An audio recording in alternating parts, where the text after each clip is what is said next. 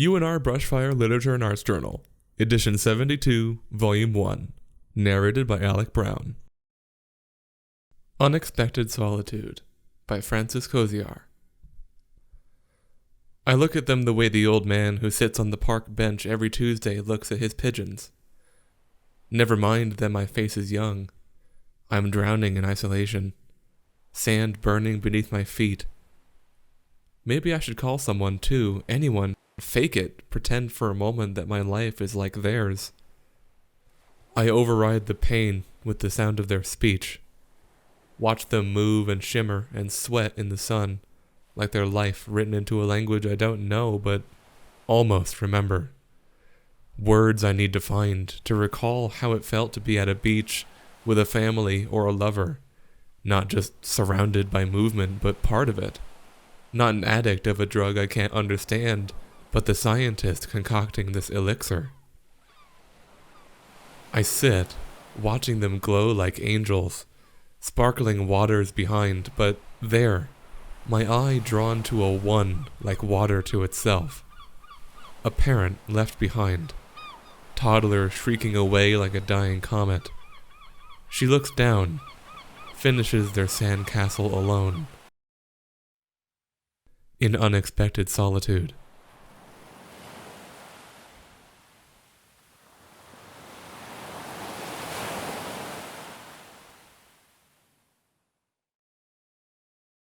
Lost in Humboldt by Danny Putney. Blue eyes, take me to the craggy shore, where Papa blew raspberries into your belly, tickled you on the sand, while tears laughed along your eyelashes. Show me the briny cliff face, where Sis tripped you on the pebbles, left a triangular scar on your cheek, the one I tease you about, but kiss every night you drift into sleep. Lead me to the felled redwoods where you, Teddy, and Billy compared chest hair, talked about girls at school, even though you dreamed of kissing Teddy on the tree trunks. Etch the north coast into my pores, kiss my skin with cloud burn and cannabis haze, caress my bones with dewdrops from the ocean garden of your childhood. Resurrection by Logan Chase. Head first, perfectly in the small space between the wooden dock and the sailboat, I fell into the unforgiving water and felt it push me down as if it had hands. A tumbling descent into the cellar of blue darkness. I struggled with unlearned strokes, the way babies flail, submerged in swimming pools, eyes open, passed from mother to instructor.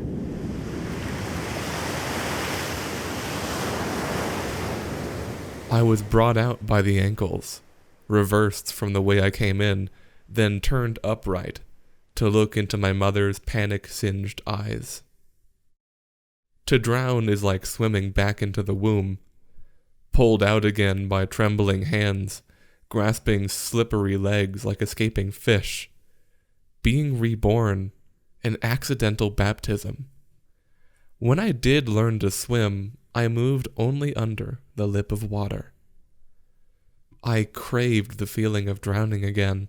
I inspected the possibility of death from all angles. I explored its depths and surfaces and felt my breath bleed out, until the beauty of this underworld made me gasp again for yellow light.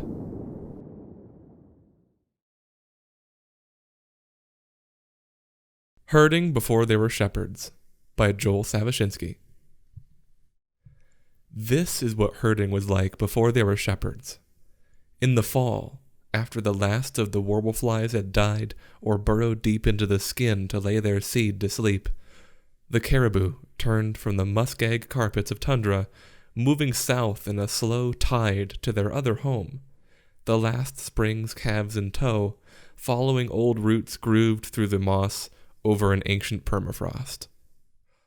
And always, out on the edges of the current, or close behind in its wake, the wolves, the killers, the cullers, the takers of the old, young, slow, or lame, the keepers of the health of the herd. If you call the predator a companion, then the wolves are company on the journey, an escort of sorts, as minions march, browse, flow below the tree line to the winter forest of black spruce, frozen lakes, and lichens beneath the soft snows. At each chosen place in hours, perhaps a day, long legs, sharp hooves dig down deep, exhaust the forage, trample the surface into hard pack, forcing the herd out onto a lake en route from one beaten meadow to the next promised land. And always on the flanks or in the rear, the wolves, guarding, watching, waiting, creating opportunity. They feint, dart, sprint, get the caribou running, startle a stumbler or a slow starter so that a moment's inattention or the smallest of failures becomes the morning's measure of mortality. Canine speed matching flight, squeezing a quickly closing distance into a thought, a breath, covered in a lunge, teeth and claws playing for purchase in a hind quarter, the mother's antlers swinging, striking, wounding, but not enough to alter fate, as young legs fold, belly drops, and blood and life drain and stain the snow. The calf's blind eyes turn to the sky, clear dark marbles whose depths are as sad as the summer sea they once saw, are still seemingly alert, each as keen as a talisman warding off the evil one's envy, as promising as a prism whose light glances off but no longer goes in. Perhaps if rational minds are the luxury of full stomachs and warm coats, such a life of death has made the wolf a reasoned creature. But if quiet can pass for peace, then this is a peaceable kingdom of mad monks eating a silent supper. Herding before shepherds, a wolf's work, crafted long before the first prayers were voiced, or young boys and pale Semite gods evolved to tend their own compliant flocks. Better Off by Jordan Becker. It was December, or maybe it just felt like December. Manure is a more welcome smell in the winter months. Snow had yet to fall, but the cold hurt as we walked to the cows. My dad checked the water heater. It had been going out a lot. My nose ran while I talked to the cows. I gave them dumb names like Spot, Fluffy, and Shirley for my grandma. I sliced bales using a pitchfork, trying to spread the hay evenly in the long black troughs along the fence that separated me from the herd squeezing their heads between the metal rails, looking for breakfast. As I finished off a bale, my fork caught something unfamiliar. Instead of sliding easily through dried grass, it caught something solid, firm, and added weight. Speared at the end of my fork was a gray kitten.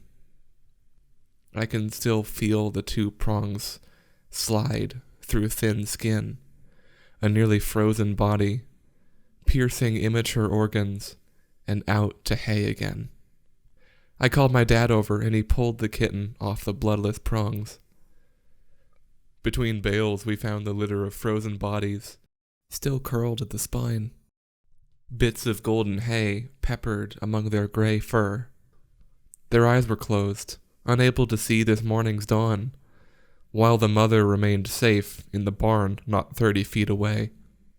My dad withdrew the fork from my grip and walked to the next trough to finish the morning feeding. Beneath the Snow by Richard Brostoff.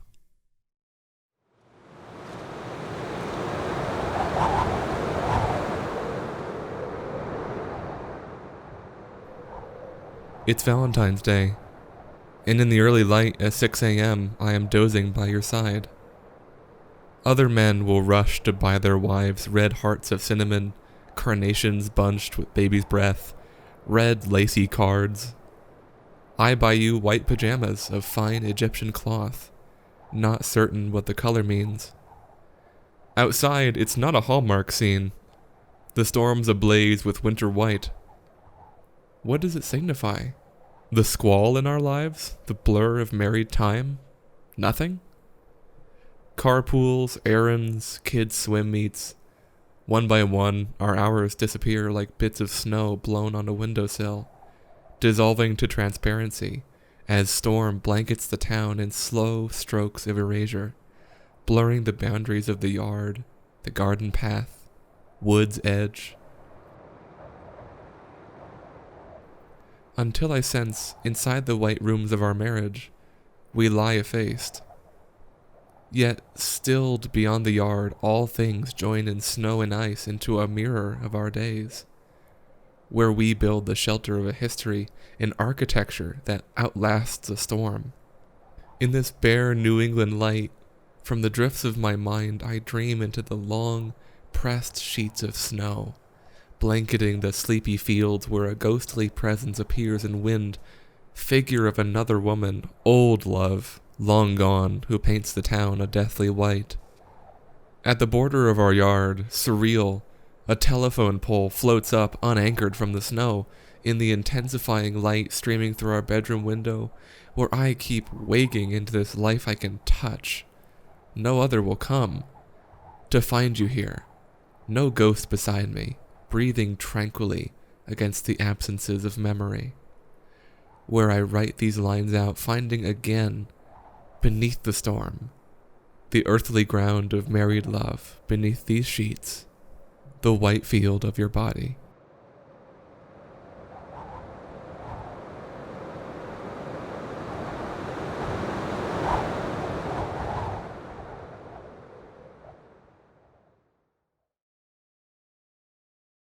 The Word Urge is a Strong One, by Edward O'Dwyer. The word urge is a strong one. It wouldn't be the word you'd ever choose to use for it, but you wonder if your wife suspects you've had these fantasies sometimes. Little vignette reveries of killing her in such gory detail, of impaling, bludgeoning, decapitating her. It isn't often, but then you know once is too many. Of course, you wouldn't ever do it. You love her completely. She's the mother of your children. She's on the inside of your wallet. She's on your desk at the office, smiling at you. Just you. Out of a photo you snapped of her on a bridge some years back on holidays in Rome. You never remove those golden vows from your finger, as some men do. She does the cutest things, of course, even all these years later, and can still take you totally by surprise, which she did only last week by making a daisy chain for you, tying it around your wrist, saying nothing as she did, as if you were teenagers still, as if menopause and balding weren't memories. And does she do it, you wonder? Does she ever get up in the middle of the night to use the toilet, for instance? And for even a fraction of a moment, imagine the ceramic lid in her hands, raised over her head, about to pulverize your skull with it. Should you tell her, you wonder? Could this be something you laugh about? Since the Very Beginning, by Jeffrey Zabel. The reason I don't watch comedy on television or go to any of the comedy clubs around town is because nothing is funny when you think about it. Human life is sad, and as far as I'm concerned, we should be talking earnestly about why life on this planet is so harsh and oppressive for most of us. What we really need to do is have long-term cry-ins until everyone comes to a mutual understanding of how most of us suffer by virtue of being human. And only at some unspecified time should we watch a few of those old Three Stooges shows or selected I Love Lucy's, but do no more than smile for a moment. Other than that, we should remain serious and somber in acknowledgement of the humorlessness of life itself, which has been that way since the very beginning. The IBS Blues, by Randall Weber Levine. Let me tell you a little story about bathrooms in all their glory.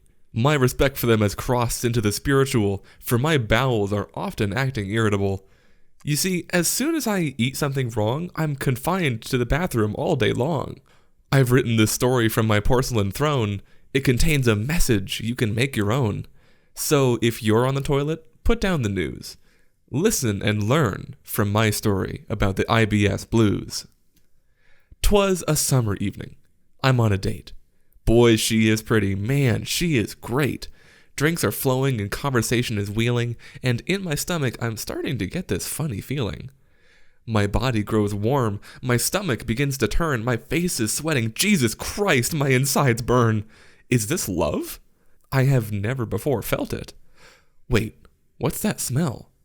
Oh no, I was hoping this date would be a cruise. Instead, it's the onset of the IBS blues. My head is getting cloudy. I'm beginning to lose my smarts. I'm saying everything loudly. I'm fighting to hold in my farts. You look pretty. Do you like dogs? Across the table I yell, coming up with the dumbest questions as I feel my stomach swell. Crap, what's my play? Should I get up from the table and trundle away? I'll be in there too long. That can't be the move. She'll know what I'm doing. She'll think I'm not smooth. But there's only one option from which I can choose. There is no love when you have the IBS blues. I hit the tipping point and fling back my chair. I walk to the bathroom with my head down in despair. Hold it in, I repeat with fear. At least I noted the bathroom when I got here. Slamming through the bathroom door, into the stall I stumble. Zipper in my hands, I begin to fumble. Get off, I call. Pants drop to my ankles, onto the toilet seat I fall. The seat is warm, freshly used. You guessed it, it's the IBS blues. Perched on my throne, I try to think. A few minutes down, my nose adjusts to the stink. What could it have been? I don't think the pizza had any onion. Could have been the clam chowder, or maybe the pork was dusted with garlic powder. Cheese and bread aren't great, but those I can normally tolerate. Down between my legs I go looking for clues, endless discoveries exploring the IBS blues. I look around and take the stall in. It's pleasantly painted in a light meridian. Many black and white tiles stretch the floor. Memory tells me that I've seen this stall before. Yes, my butt knows stalls of this sort. Used this one at the mall, or maybe it was the airport. Inundated with deja vus, a classic symptom of the IBS blues. Face buried in my palm, my sweating begins to subside. Bowel starting to calm, my tears have nearly dried. I reach for the toilet paper, but just grab air. It's all gone. I'm confined to my chair. Oh no, what to do? I look to the ceiling, gazing for a clue. Socks and boxers are usually a safe plan, but I need to discard them, and this stall has no garbage can. Looks like I'll have to go with plan B. I peer under stall to see if there are any shoes next to me. No shoes means I can sprint across the floor and use the toilet paper of the stall next door. At this point, I have nothing to lose. Apathy setting in, this is the IBS blues. Open the door and poke my head out. Coast is clear, no one's about. Pants around my waist, I begin the trip. I take 2 steps and my feet start to slip. The plan was almost perfect as set, but I didn't consider that the floor was wet. No, everything was fine. Where the F is that caution wet floor sign? My feet fly above my head and into the air, then my body comes crashing down in utter despair. On the floor I think things could not be in a worse state, but then swings open the door and walks in my date. Now embarrassment is in full bloom as she yells, "What the hell are you doing in the women's room?" Please God, haven't I paid my dues? I guess not. This is the IBS blues. Although this story is downright shitty, I ask you to please not take pity. Life is full of shit, so take it light. Respect the toilet gods. Do not put up a fight. This may not be the life I wanted to choose, but I am doing my best with the IBS blues. Oh Dear by Shelby Winningham. Halfway through the Skype call with the cute boy I've been talking to, I stop to really look at him. He twitches his ears in an agitated manner, like he's shooing flies. His eyes are wide, his hair a soft brown.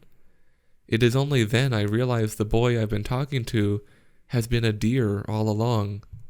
Hooves, antlers, the whole 9 yards. When I confide to my friend later, She assures me that my relationship with this dear boy is nowhere near bestiality. Rather, I'm becoming aware of a deep longing to be more in touch with nature. I should be proud, she says to me. That night, when I am getting ready for bed, I notice things about myself I hadn't before. Black leathery nose, dark round eyes. In the morning, I awake with a small white tail.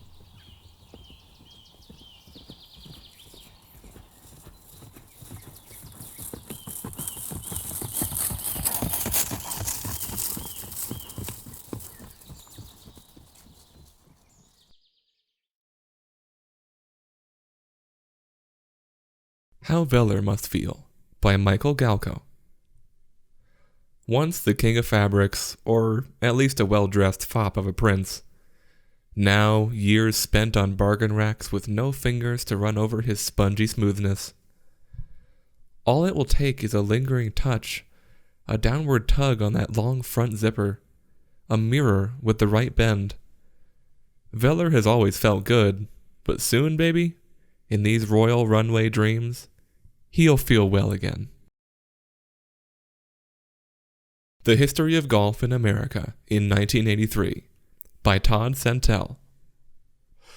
Little Jeremy Robideau, 12 years old, an enthusiastic junior golfer who lives in Foley, Alabama, sort of near the Tanger Outlets shopping center, was given an assignment by his social studies teacher to write about the history of something he loved. Jeremy loved golf, a lot. His mother didn't really play golf, she just took a lot of private golf lessons. The one-on-one kind. Just her and the club pro at the far, secluded end of the practice range, or inside the new training center. She also enjoyed getting massages at their country club quite a bit. Jeremy's uncles played golf, and even one of his sisters played golf until she broke both of her arms and her left foot a couple of weeks ago. Jeremy's dad used to play golf, but he quit because he travels a lot now. For reference material, Jeremy had only the G volume of his very own set of world books. Through his research, Jeremy discovered there was a colonial period of golf in America, but the encyclopedia didn't say a whole lot else about it. This really intrigued Jeremy, and wanting his report to be thorough, of course, Jeremy dialed up the head pro of the club where he played and where his parents were members, Pelican Landing Country Club. Jeremy's mother knew the pro's home phone number by heart, and she recited it to Jeremy in a sort of sultry, sing-songy voice. The head pro's name was Vern Johnson, and he was 29 years old and a really nice guy who had won a regional club professional event a few years ago in Pensacola by 14 shots. Amazingly, for a club professional, Vern was also fairly well known for having a good historical knowledge of the game. Jeremy's mother had urged him to see if Mr. Johnson knew anything about the colonial period, as this would be a good opportunity to impress his teacher, Mrs. Nix, by interviewing an authority figure. Jeremy's mother said that Mr. Johnson knew quite a bit about a lot of stuff. As a couple, Jeremy's parents were hugely involved in their son's academic and golf growth, although they would have been nonetheless pleased if he excelled at badminton. The phone rang a bunch of times before Vern finally picked up.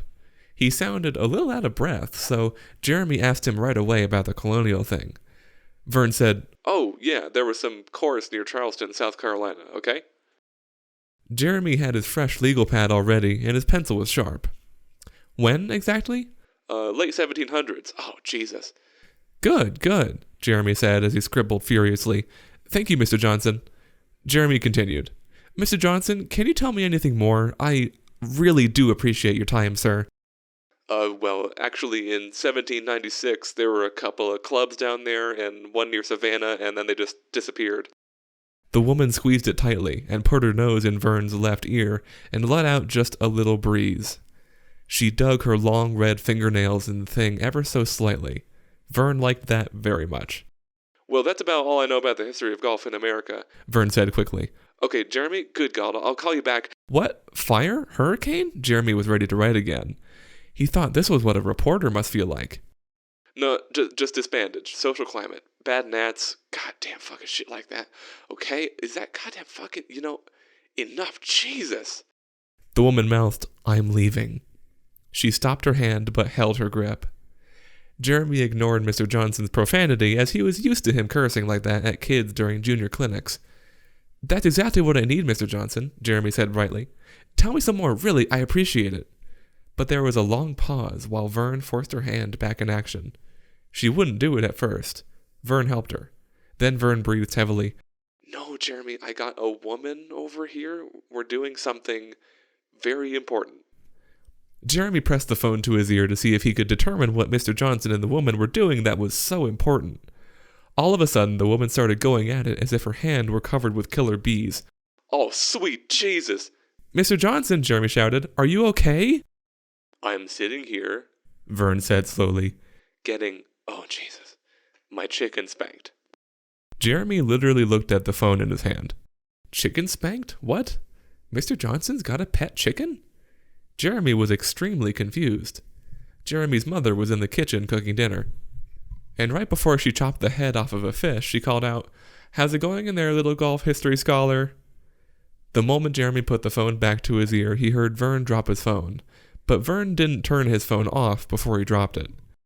And just an instant later, and for a good 5 minutes or so, Jeremy had the distinct pleasure of listening to the sounds of Vern's chicken get spanked, and was also privileged enough to hear the type of conversation extremely particular to when a woman spanks a guy like Vern Johnson's chicken.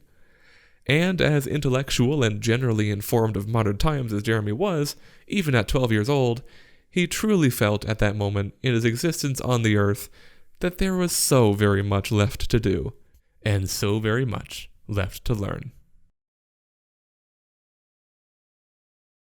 Streetside Mattress by Brandon Marlin. The main stain, amber and oblong, repulses, but stay with it a moment.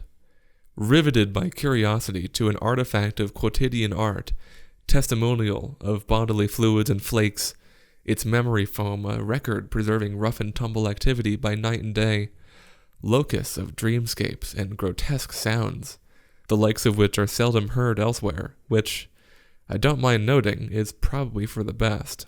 The usual seminal splotches bespattering the center are redolent of chlorine. How terribly embarrassing! Pungent proof of misfires, spillage, the several conveniences of onanism, the frenzies of lust, remnants of human pickling, brine, marinade. But then there's the striking crimson stain imbruing the lower surface and down the left side.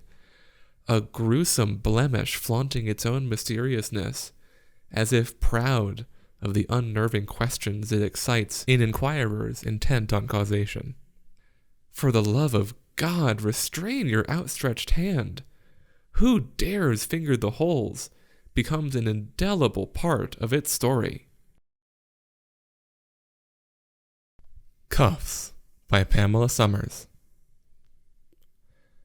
No one knows you, your casuistry or habits of taxidermy. Your Prufrock's receding hairline writ huge, this life you're bleeding out a subterfuge. Not to touch the icky sticky thing, not to grope what's prickly to grasp a hope. There's Pee Wee Herman on you, a whiff of vermin, a felon fleeing blazes in the loins crowded theaters where shame's a vibrator. Holy crap, son! Get a grip on yourself!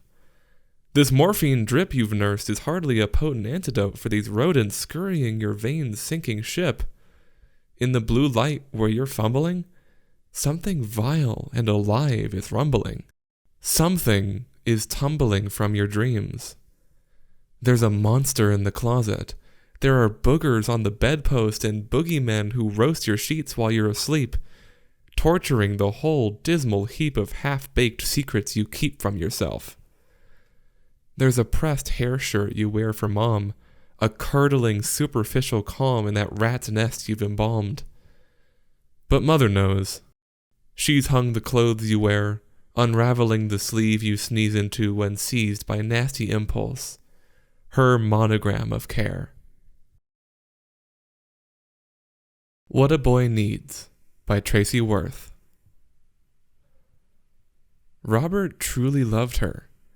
The copper-colored Continental had been a surprise gift from his father. Now the old girl had let him down by failing the emission test he needed to renew her plates. The bland bureaucrat at the motor vehicle office had only shrugged when Robert asked about getting a waiver until he could afford to repair his car. When he left the DMV, the familiar crew cut and windbreaker of his father appeared in the corner of Robert's vision. But as soon as he focused his eyes, the stranger looked nothing like his father. The smile the man wore should have been his first clue. His mechanic friend Joey gave him the bad news. "Bobby, I'd be happy to help you do the labor for a six-pack, but that short block runs like $300.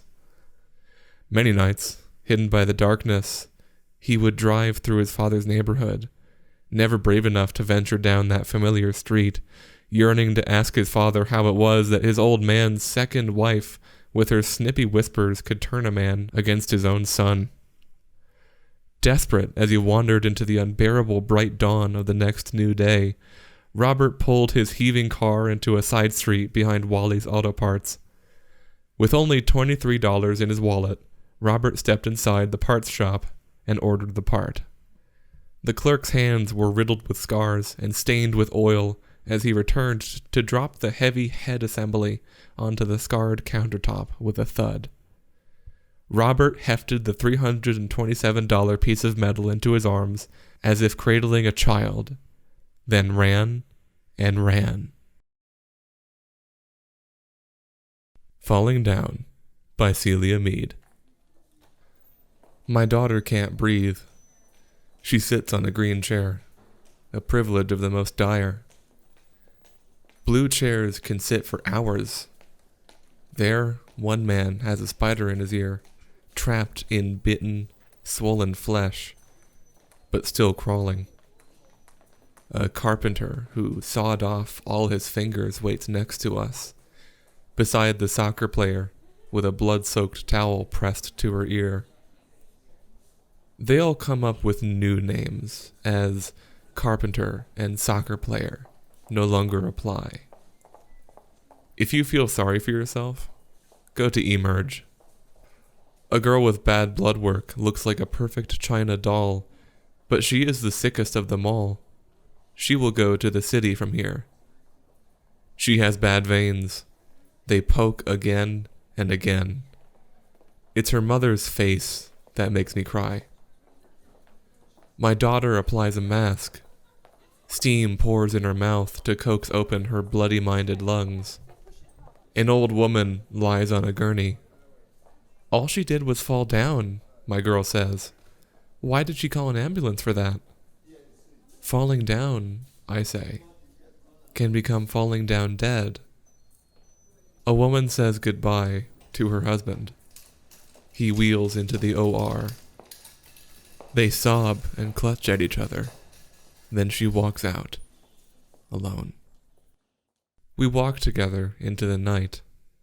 A figure stares at us, motionless, from the forest edge, his face a moon-like mask between the living and the dead. Simple Dreams by Kelly DeLong. Everyone dreams about something, don't they? Don't we all need that one thing that buoys our spirits, that keeps us hopeful even when there's no cause for hope? Hasn't that always been the case? It's as true today as it was in late June 1982, when this father, with his son and daughter, were out walking late one Sunday night through the car dealerships on Main Street after they closed, dreaming. Each one dreaming. The father dreams the simple dream of sitting behind the wheel of the Chrysler New Yorker he runs his hands over in the back of the lot. He can see the faces of the guys as he slowly pulls in behind the cement plant. They point at him, looks of excitement and admiration on their faces, smiles everywhere. The perfect image. He breathes a faint sigh. The plant. Laid off a month now, and still he thinks of it and the guys. The guys.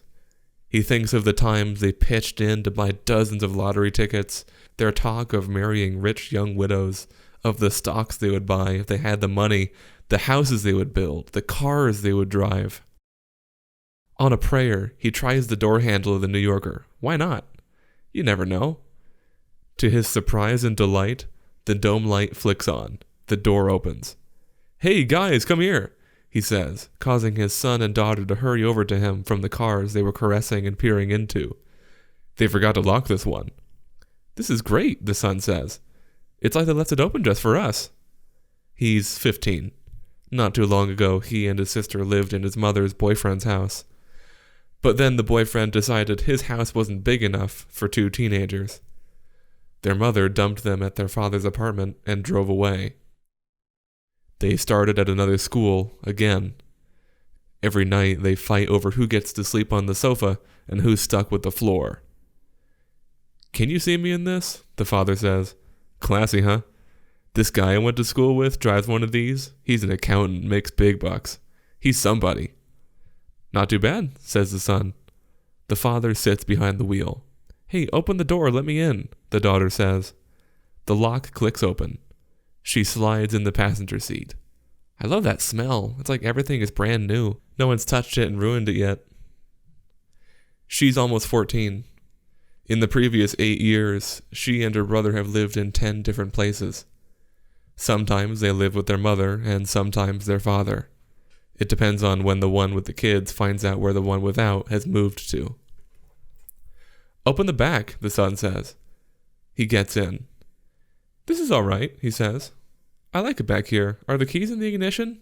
Can we take it out of here? I can drive, you know." "No, I checked," the father says. "They didn't forget that."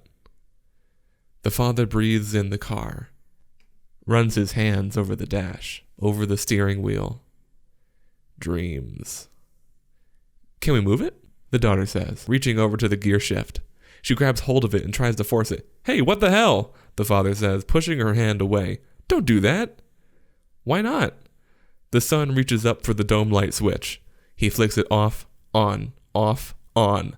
"Stop that. Keep it on," the father says. The daughter throws a fist at the horn in the middle of the steering wheel. The horn blasts from under the hood. "What the? Stop it! Stop!" The father turns to them.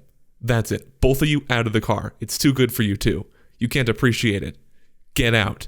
Now," he says. "It's a piece of shit anyway," the daughter says. "I'd rather have a Mercedes." "BMWs are the best," the son says. "American cars are junk." "Get out," the father says. "I don't want you in here with me. You're on your own from now on." They slowly rise out of the car, then slam their doors shut and stand on either side of the car, looking around. The father locks the doors, grips the steering wheel with both hands. This last time, his ex found out where he lived sooner than usual. The kids banged on his door, saying they were living with him again. He didn't want them to know he was home, so he made no noise inside his apartment. But they banged and banged. Said they'd seen his car outside. They knew he was home, so open up. They'd scream and yell to wake up the neighbors if he didn't. He stares out the windshield, dreams of driving out of the lot, down the street, to the highway. He'd just drive and drive. Wouldn't ever stop. Would leave everything and everyone behind. "I know what to do," the son says. "Come here." His sister meets him at the back bumper. They grab onto it, begin rocking the car up and down. The father tightens his grip on the steering wheel as he is bounced in his seat. No amount of bouncing is going to distract him from his dream. It wasn't his idea to have kids after all. They're no reason to lose his concentration. He steps on the gas pedal. He's getting farther and farther away. "Push down harder," the son says. "We can get even higher. We'll get that fucker out of there." They would bounce that piece of shit 1982 Chrysler New Yorker all night if they had to. What else did they have to do but dream their simple dream, that their father couldn't go anywhere without them? Her Room by Thomas Misiraka. Last night, she didn't come home. Her bed wasn't made. I knew something was wrong. This wasn't like her. She always called or sent a text or an email to both me and her father. But most of the time, she came home early. Yesterday, the police got involved. They searched her room for clues and found nothing. I spent the rest of the day putting it back in order.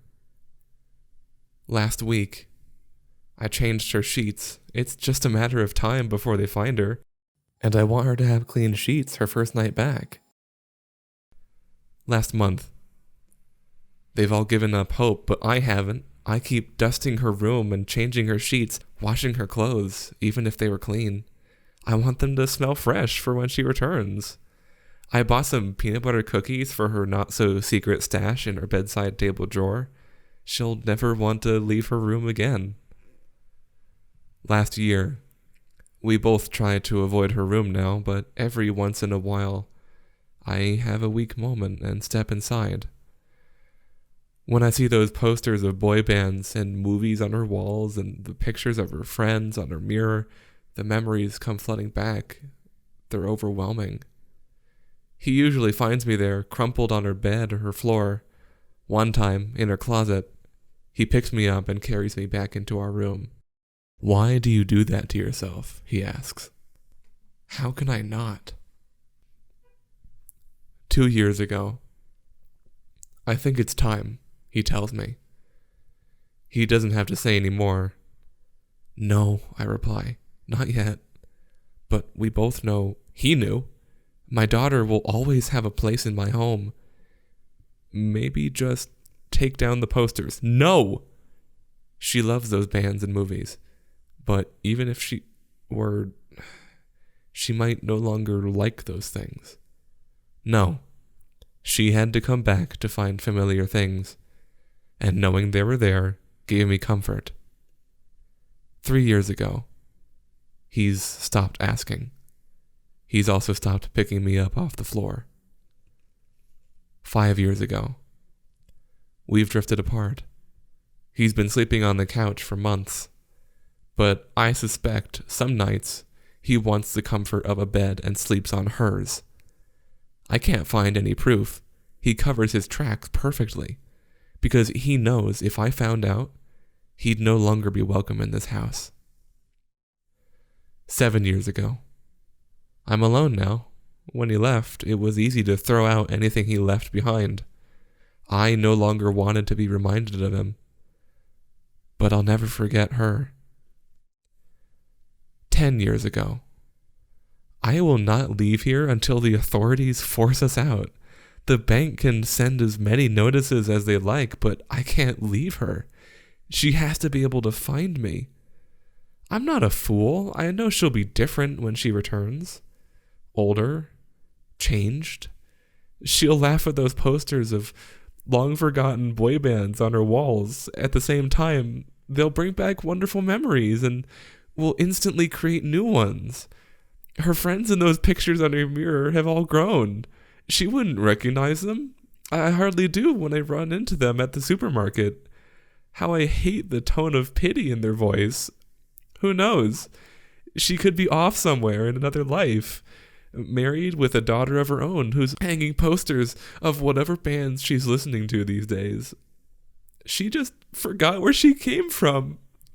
Any day now, she'll remember and come rushing home. I'll do everything in my power to wait for her in her perfectly preserved room. Familiar Faces by Kayla Randolph. I think I'm up in heaven. I'm far above the trees. I look for familiar faces, the ones I've longed to see. But no familiar faces are there waiting for me. I walk and walk, I search and search, but never do I see those sweet, familiar faces that I had asked to wait for me. I had told them I'd meet them here when my time would come, but now my time has come and gone, and yet I'm the only one here, as far as I can tell. It was then that I had a thought, upon which I'd never thought to dwell. They were good people all throughout their lives. Was I a good person? I had told a lot of lies. It was then that I realized perhaps I'm just unwell. Or maybe they're in heaven, and maybe I'm in hell. 3 Times Fast by Gail Acuff. Luke 6:38. If I had to choose between Jesus and God, I'd probably go for the Holy Ghost because whoever else he is, he seems to hang back and mind his own beeswax, unless he's called on for inspiration. I don't know beans about the Bible, but I do go to Sunday school, though not church. I always fall asleep in there, and I don't want to wake up dead with all those folks and neighbors staring at me. I don't know much about the Bible, but I recall Miss Hooker, our teacher, talking about the Pentecost, something about some guys gathered together in those tongues of fire and a lot of glossolalia. Now there's a word for you. Say it 3 times fast if you only can. I don't think real tongues of flame, but who the hell knows? It's a good book and just about anything goes. But anyway, speaking of the Holy Ghost, it was he who was involved in a big, big way. The Holy Spirit's what he's called in the really classy churches. Catholic for sure, where Mother Mary is pretty big too. And they got statues, but anyway, don't get me wrong. God and Jesus are all right with me, but for true mystery, you can't beat the Holy Ghost. Spirit, that is. Pick one. And Jesus is the Son of God, and God's the Father, not just of Jesus, and God and Jesus are one and the same, but different. And for all I know, you can throw in the Holy Ghost for good measure. Shaken, not stirred. Or am I thinking of James Bond's favorite drink, but drinking's a sin in our church, which maybe explains why my father never goes. He likes his cold Schlitz after supper every day, and ditto Sundays, especially Sundays.